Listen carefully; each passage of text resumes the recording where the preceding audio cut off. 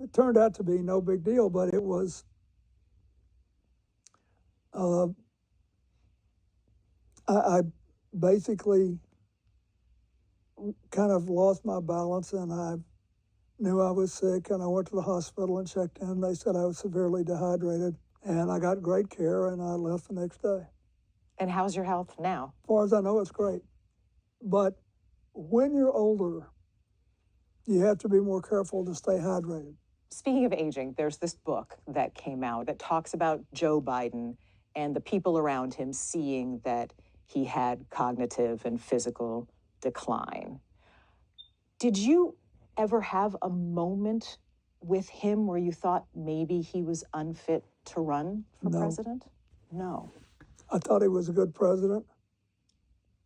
The only concern I thought he had to deal with was, could anybody do that job until they were 86? And we'd had several long talks. I had never seen him and walked away thinking he can't do this anymore. He was always on top of his brief. You never saw any cognitive decline? So I didn't know anything about any of this, and I haven't read the book. I saw President Biden not very long ago, and I thought he was in good shape. But the book didn't register with me because I never saw him that way. Why didn't you read the book?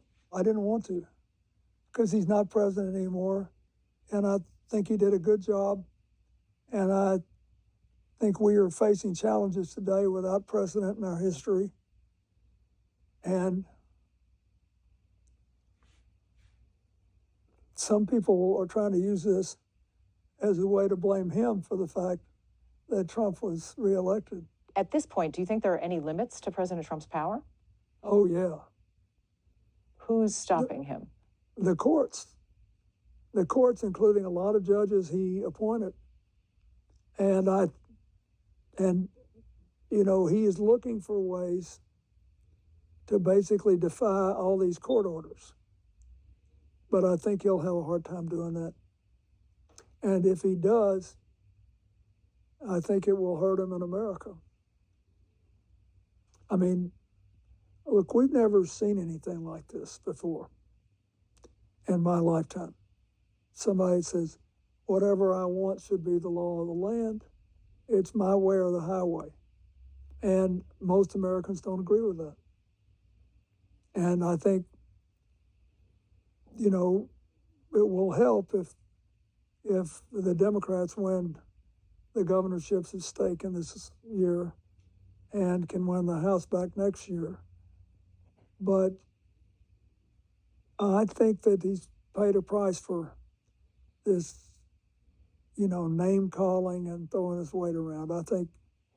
What price? I think it's made him less popular to the point when, look, only elections are going to change this. But I do think the courts are getting their dander up. I think that him shutting law firms out of representing their clients before federal agencies and in federal buildings because he doesn't agree with their position, that ain't America. We've never done that. The whole purpose of having a legal system is to have both sides be heard. Do you worry that the only thing that unites the Democratic Party is a hatred of Trump? It's the only thing everybody can agree on. If I thought that were true, I would, but I don't think it's true. I just think that most people don't have any idea, most people who are criticizing the Democrats right now have no idea how difficult it is to decide the right thing to do. I think it's not as easy as people think. That will come, elections will happen, and we will see. President Trump has a right to do what he thinks is right. He's doing it. The courts are doing their jobs. There will be other elections. But someone needs to stand up and say, damn it, what we have in common matters more. We cannot throw the legacy of this country away. We cannot destroy other people's trust in us.